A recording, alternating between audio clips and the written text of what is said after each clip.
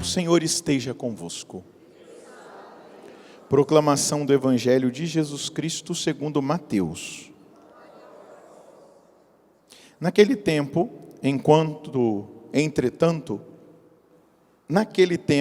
entrando em um barco, Jesus atravessou para outra margem do lago e foi para a sua cidade.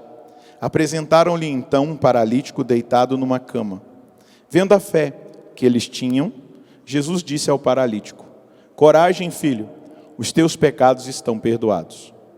Então, alguns mestres da lei pensaram: esse homem está blasfemando. Mas Jesus, conhecendo os pensamentos deles, disse: por que tendes esses maus pensamentos em vossos corações? O que é mais fácil dizer: os teus pecados estão perdoados? Ou dizer: levanta-te e anda?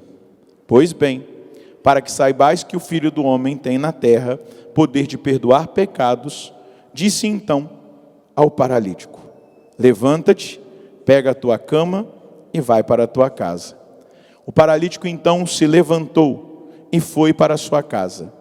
Vendo isso, a multidão ficou com medo e glorificou a Deus por ter dado tal poder aos homens. Palavra da salvação. Glória a vós, Senhor. Que as palavras do Santo Evangelho perdoem os nossos pecados. Amém. Meus irmãos, minhas irmãs, nessa quinta-feira, onde nós celebramos a 13ª semana do tempo comum, nós vemos mais uma vez Jesus realizar uma grande obra, um grande milagre. Quando nós vemos assim, Jesus atravessou, Jesus foi para o outro lado, a gente precisa entender que Ele está querendo trazer para os seus discípulos um ensinamento profundo, novo, para alcançar o coração deles. E nessa travessia, quando Ele vai para a sua cidade, e aqui tem um detalhe interessante, Jesus está indo para Cafarnaum, não mais para Nazaré. Então, a partir do ministério público de Jesus, a cidade de Jesus se tornou Cafarnaum. Eu já tive a oportunidade de ir lá muitas vezes. E tem as ruínas da casa de São Pedro, onde Jesus morava, com o apóstolo Pedro, a família de Pedro. E ali era o quartel-general de Jesus, de onde ele saía com o seu exército para pregar, para curar, para libertar, para salvar, para apresentar essa salvação que Ele mesmo realiza. Essa salvação que hoje, diante dos nossos olhos, se materializa de duas maneiras: perdão e cura física. Repita comigo: perdão e cura física. Mas o importante aqui é nós percebermos: existiu um contexto, existiu um lugar preparado para um encontro. Existiram amigos que levaram este homem paralítico até Jesus. E Jesus, vendo a fé desses amigos, é que Ele começa a operar essa salvação: perdão e cura física. Veja só, o Papa Bento XVI, no primeiro documento que ele escreveu, chamado Deus Caritas Est, Deus é amor, no número 1 ele vai dizer assim: ao início do ser cristão, não há uma decisão ética ou uma grande ideia, mas um encontro com um acontecimento, com uma pessoa, com P maiúsculo, uma pessoa que dá à vida um novo horizonte e desta forma um rumo decisivo. Esse encontro com Jesus, ele realiza exatamente isso. Ele dá à nossa vida um novo horizonte e um rumo decisivo. Você veio aqui hoje, você está com a TV Canção Nova ligada, talvez na televisão ou num celular, num computador. E Deus está nesse cenário. Jesus está aqui, como ele estava lá, como ele fez aquela travessia. Ele está aqui nesse cenário, neste lugar concreto, neste santuário. Aí neste lugar concreto, onde você está agora, ele está, ele se manifesta. E ele quer encontrar-se conosco. E ele se manifesta para se encontrar conosco, para mudar o rumo da nossa vida, dar um rumo decisivo e definitivo, mudar o horizonte de tudo. Aquele homem chegou lá paralítico. E a primeira coisa que Jesus fez não foi curar o físico, foi curar a alma. Porque o físico, meus queridos, se Jesus não voltar na nossa geração, ele vai virar pó. Lembra-te que do pó viestes e ao pó hás de voltar. Se Jesus não vier na nossa geração, não sei quantos anos nós teremos de vida, isso não nos cabe saber, mas vai voltar ao pó, aquilo que veio do pó. O que é eterno é a alma. Jesus vai fazer o processo na escala de valores. O que ele fala para o paralítico? Os teus pecados estão perdoados. Emblemático, um paralítico, os teus pecados estão perdoados. O que Jesus está dizendo? O pecado paralisa a ação de Deus na nossa alma. O pecado nos faz ficar paralisados espiritualmente. Olha o estado que se encontrava o reino de Israel na primeira leitura. Paralisado pela corrupção, paralisado pela idolatria, paralisado por um sistema religioso corrupto que agradava os poderosos da corte, o rei. O santuário era para agradar o rei, não a Deus. Então não podia dizer a verdade que liberta. E aí, um dos profetas, um dos sacerdotes, né, aqui no texto que nós acabamos de ouvir, do profeta Amós, chamado Amazias, ele vai lá e fala assim: olha, cala o seu biquinho, que você não é profeta em Israel. Vai para Judá tentar ganhar o pão com a sua profecia. Ali ele se entrega. Ele se entrega porque a vida religiosa que Amazias vivia era uma vida de pecado, de avareza, de apego, de aproveitamento do sistema corrupto onde ele estava. Ele se agradava da corrupção. E aí ele manda calar, porque você está provocando, trazendo problemas. Ele vai primeiro dizer, né, a Jeroboão, ao rei, o sacerdote, o profeta falso, que se incomoda, vai dizer ao rei: Amós está conspirando contra ti dentro da própria casa de Israel. O país não consegue evitar que se espalhem todas as suas palavras. Ele anda dizendo: Jeroboão morrerá pela espada, e Israel será deportado de sua pátria como escravo. Porque não queria mudança, não queria encontro verdadeiro, não queria mudança de paradigma, de horizonte. O rumo da vida estava acomodado a um sistema de pecado. Eu quero dizer para todos os que estão aqui, a todos aqueles que nos acompanham pela TV Canção Nova, onde você estiver, nós não podemos nos acostumar ao sistema de pecado desse mundo. Porque paralisa. O pecado paralisa a obra de Deus na nossa vida. O pecado trava tudo na vida espiritual. Por isso nós precisamos viver em estado de graça. Por isso nós precisamos ter o hábito de confessar frequente. Não é só para a Páscoa ou para o Advento, não. Confissão frequente. Na Canção Nova, na nossa regra de vida, é uma vez por mês. A gente faz o retiro da boa morte, que a gente chama. Prepara-se para morrer. Então faz o retiro da boa morte. O Padre Jonas trouxe isso do pai Dom Bosco, dos salesianos. E aí a gente vai lá, faz uma revisão de vida, faz uma revisão de vida no nosso guarda-roupa. Aquilo que está sobrando não é nosso, tem alguém precisando, se eu não uso. Em tudo, a gente faz vasculha, limpa. e depois vai até o confessionário e limpa a alma, porque eu preciso estar preparado todos os meses para me encontrar com Ele. E isso é saudável, isso é salutar, se precisar mais de uma vez no mês, para não ficar em pecado, para não ficar paralisado. O pecado impede o progresso espiritual, o pecado impede aquilo que nós precisamos viver no projeto de Deus.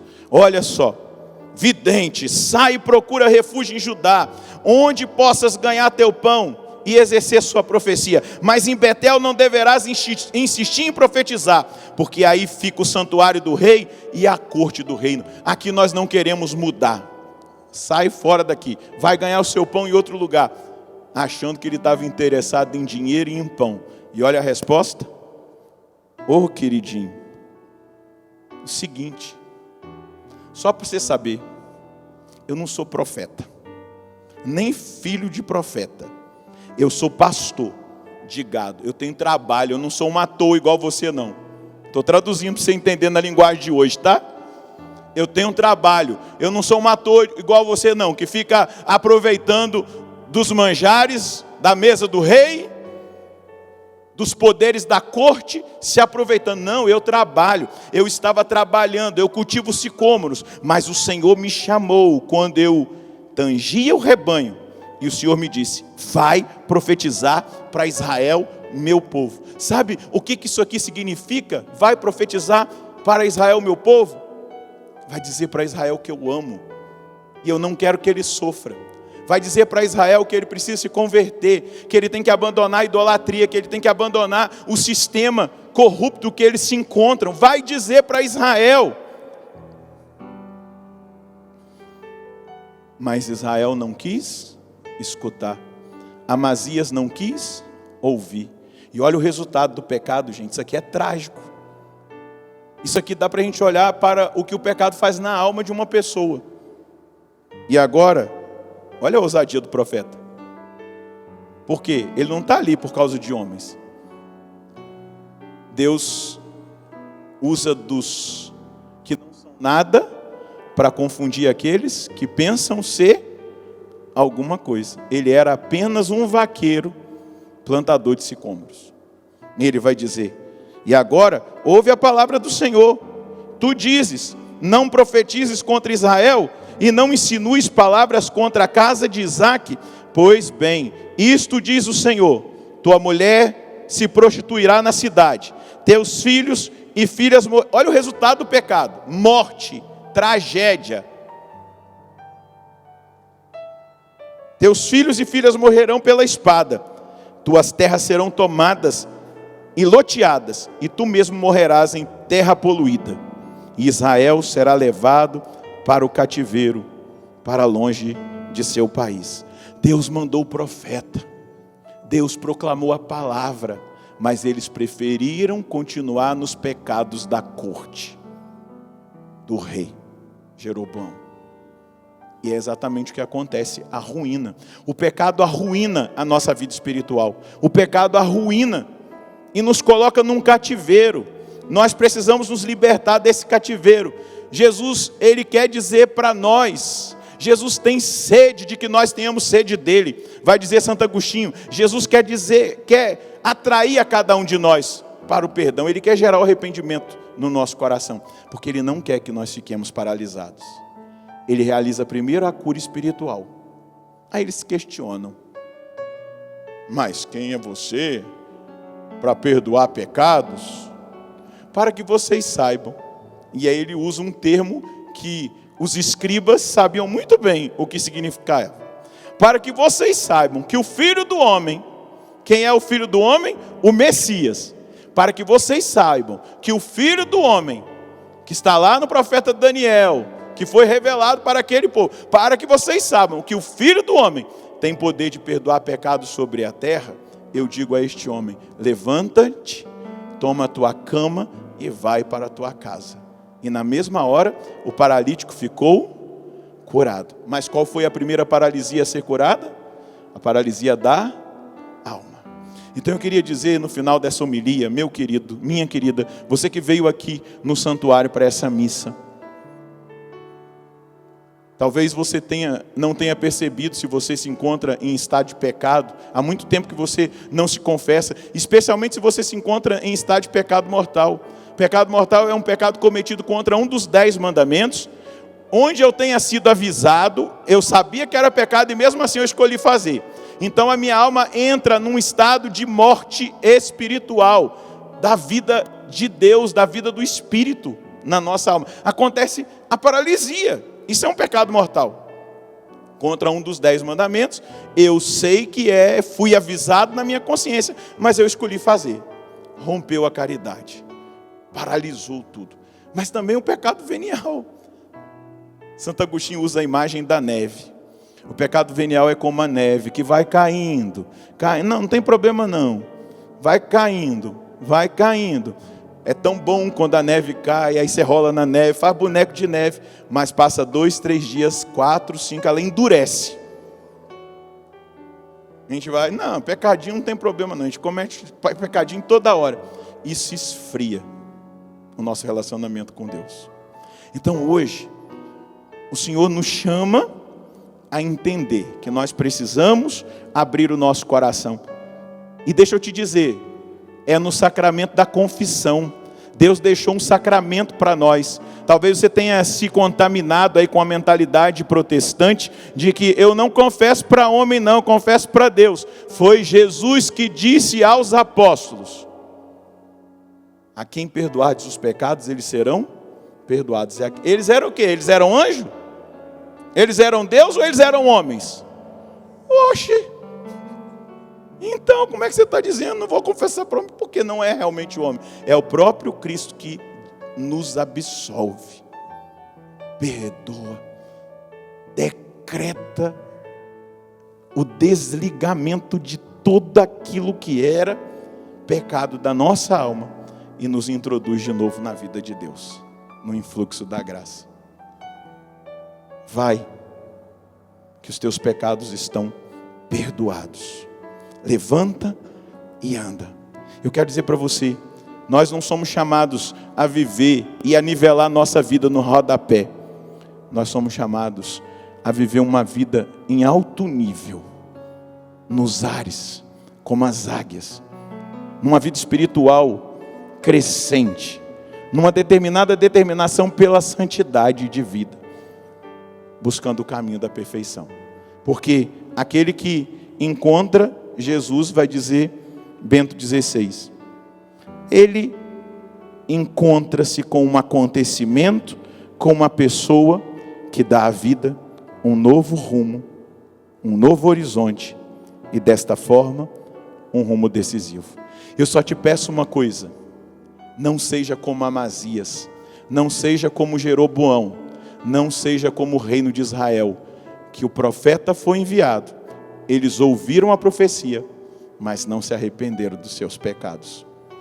Deixa Deus entrar no seu coração pela palavra que foi semeada, gerar o arrependimento, te levar à contrição. Depois, se preciso, ao confessionário, faça um bom exame de consciência. Anota se você tem dificuldade de lembrar. E vai, certo de que Deus perdoa todo e qualquer pecado arrependido. Porque Ele tem vida e vida em abundância para nós. Ele tem vida nova. Ele tem vida transformada. Traz a sua mão sobre o seu coração e diga comigo: Senhor, eu quero experimentar aquilo que aquele paralítico do Evangelho experimentou. Eu quero ter os meus pecados perdoados. Eu quero sair de toda a paralisia espiritual. Para que também no meu físico aconteça o milagre. Faz primeiro na minha alma. Eu te peço a graça da conversão sincera. De um propósito de vida nova. De vida de santidade. De radicalidade. Eu não quero viver como aqueles que estavam na corte de Jeroboão. Eu quero experimentar o que o paralítico experimentou. prático e a experimental. cura da alma A cura da alma e a cura do corpo. e a cura do corpo. Obrigado, Jesus, Obrigada, Jesus. porque nessa noite o Senhor me toca Porque nesta noite o Senhor me toca, e me liberta. me liberta. Amém. Amém. Pode aplaudir o Senhor que te alcança. Louvado seja nosso Senhor Jesus Cristo. Para sempre seja louvado.